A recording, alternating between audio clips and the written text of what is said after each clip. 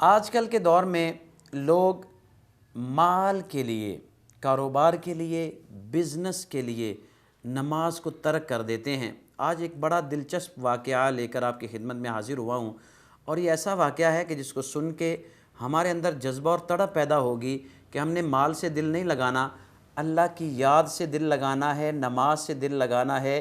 اس کی برکات ہمیں کیا کیا ملے گی انشاءاللہ، آئیے سننے کی سعادت حاصل کرتے ہیں۔ حضرت سیدنا ابو بکر مفضل رحمۃ اللہ تعالی علیہ فرماتے ہیں، میں نے ایک اپنے بڑے قریبی رومی دوست سے اسلام کو قبول کرنے کا واقعہ پوچھا کہ آپ نے اسلام قبول کیسے کیا؟ اس نے بتایا کہ ہمارے ملک پر مسلمانوں کا ایک لشکر حملہ آور ہوا، بہت سے ہمارے لوگ قتل ہوئے، کچھ مسلمانوں کے لوگ بھی شہید ہوئے۔ تو اسی ضمن میں ہمارے ایریے میں نے 10 مسلمانوں کو قید کر لیا، اور میرا چونکہ گھر بہت بڑا تھا، اور جب میں نے ان کو قید میں ڈالا تو قید میں ڈالنے کے بعد پھر میں نے جو میرے گھر کے خدام تھے تو میں نے ان 10 لوگوں کو اپنے خادموں کے حوالے کر دیا کہ تم نے خچروں اور اونٹوں پر سامان لادنے کا کام ان مسلمانوں سے لینا ہے۔ چنانچہ چند دن گزرے، میں نے اپنے خادم کو دیکھا کہ وہ ایک مسلمان سے کوئی چیز وصول کر رہا ہے اور اس کو چند لمحے کے لیے آزاد کر رہا ہے، اور اس کے اوپر کھڑا اس کی نگرانی بھی کر رہا ہے۔ میں نے اس خادم کو پکڑ کے اس کو مارا، پیٹا اور پوچھا، بتا تو یہ کیا کر رہا ہے اور اس سے کیا لیتا ہے؟ اس نے کہا کہ یہ روزانہ 5 وقت نمازوں کے اوقات میں مجھے ایک ایک سونے کا سکہ دیتا ہے، دینار دیتا ہے۔ میں نے کہا کہ کیا اس کے پاس دینار بھی موجود ہیں جو تمہیں یہ دیتا ہے؟ اس نے کہا نہیں، یہ جب نماز سے فارغ ہوتا ہے تو نماز کے بعد یہ زمین پر ہاتھ مارتا ہے اور زمین سے سونے کا سکہ نکلتا ہے جو یہ مجھے دے دیتا ہے۔ اللہ اکبر! جب اس نے یہ سنا تو اس کے دل میں جستجو پیدا ہوئی کہ میں بھی آخر اس مسئلے کو دیکھوں کہ یہ پرابلم کیا ہے، یہ سلسلہ کیا ہے، میری بھی تو سمجھ میں آئے۔ چنانچہ اس بندے نے بھیس بدل کر اپنے اس خادم کا لباس، یونیفارم چینج کر کے وہ ظہر کے سے پہلے اس مقام پر کھڑا ہو گیا، اور جب ظہر کا وقت آیا تو اس نوجوان نے کہا کہ مجھے نماز کے لیے آزاد کرو۔ تو میں نے کہا، اس نے کہا جی میں نے تمہیں 1 دینار بھی دوں گا۔ تو میں نے کہا 1 دینار سے کام نہیں چلے گا، آج میں تجھ سے 2 دینار لوں گا، اگر 2 دینار تجھے قبول ہیں تو ٹھیک، ورنہ میں تجھے آزاد نہیں کروں گا۔ اس نے کہا ٹھیک ہے، تم اسے 2 دینار لے لینا۔ چنانچہ اس نے اس کو چھوڑا، اس نے نماز پڑھی، نماز پڑھ کے اس نے زمین پر ہاتھ مارا، زمین سے 2 سونے کے سکے نکلے اور اس نے مجھے پکڑا دیے۔ اب عصر کا وقت آیا تو اس نے مجھے کہا مجھے عصر کے لیے آزاد کرو۔ تو میں نے اس کو کہا کہ میں 5 دینار لیے بغیر تجھے نہیں چھوڑوں گا، اگر تم اسے طے کرتے ہو تو میں تجھے چھوڑتا ہوں۔ اس نے کہا ٹھیک ہے، تم اسے 5 ہی لے لینا، لیکن مجھے نماز کے لیے اجازت دو۔ چنانچہ اس نے نماز پڑھی، نماز پڑھ کر اس نے زمین پر ہاتھ مارا۔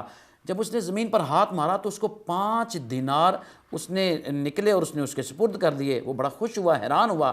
اب مغرب کا وقت آیا تو اس نے کہا اب میں تجھے 10 دینار لیے بغیر تجھے نہیں چھوڑوں گا۔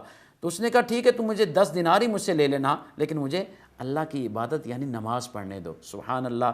جب اس نے نماز مغرب پڑھی، نماز مغرب پڑھ کر اس نے زمین پر ہاتھ مارا تو 10 دینار نکال کے اس نے اس کے حوالے کر دیے۔ عشاء کا وقت آیا تو اس نے نیا مطالبہ کر دیا کہ مجھے 20 دینار دو گے تو میں تجھے نماز کی اجازت دوں گا۔ اس نے کہا ٹھیک ہے، تم اسے 20 ہی لے لینا۔ چنانچہ اس نے عشاء کی نماز پڑھی، نماز پڑھ کے زمین پر ہاتھ مارا اور 20 دینار نکال کر میرے حوالے کر دیے۔ اللہ اکبر!